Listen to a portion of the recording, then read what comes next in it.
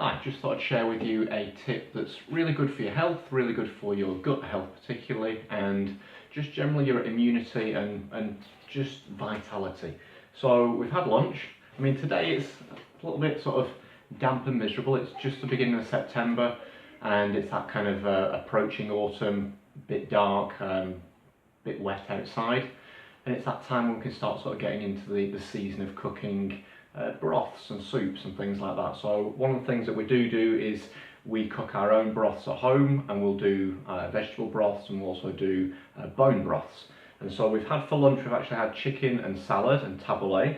But we've got the chicken pieces here. We'll roast chicken, we'll try and get the best quality chicken we can, roast the chicken, eat it, have it with lunch, and then what we'll do with the bones then is we'll take them, put them in a slow cooker.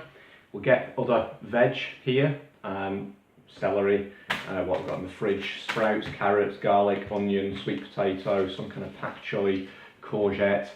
And what I'll do is I'll just peel that, chop that, fry it down, saute it on a frying pan, throw that in the slow cooker as well, add some apple cider vinegar, and yeah, that's it. Pour on boiling water, leave it for 24 hours.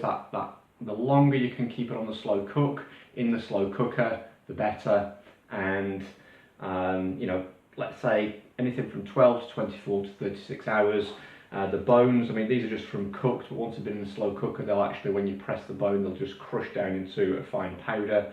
And all the goodness, the minerals, all the sort of the good content within the bones and the cartilage will break down into that broth, and then you can use that for soup stock. You can freeze it, make little ice cubes which you can chuck in rice or quinoa when you're cooking it, or couscous, for example. A lot of those things are kind of a little bit plain when you first cook them in water, so chucking in that bone broth, ice cubes are a really good thing.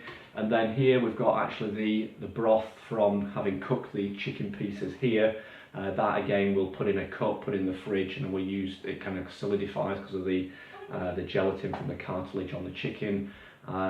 We'll put that in the fridge, it'll set with a sort of layer of fat on top. We'll scrape the fat off, and then what we'll do with that is we'll chuck that in to thicken up a soup, or again we'll throw it in when we're making quinoa or something like that. So just some simple small tips, but again, bone broth, read up about bone broth, Google it, good quality chicken, get a good recipe with veg, apple cider vinegar helps leach out the goodness of the bones, and really good for your gut health, and that's really going to be the foundational thing for your overall health. So thank you very much, and catch you in another video.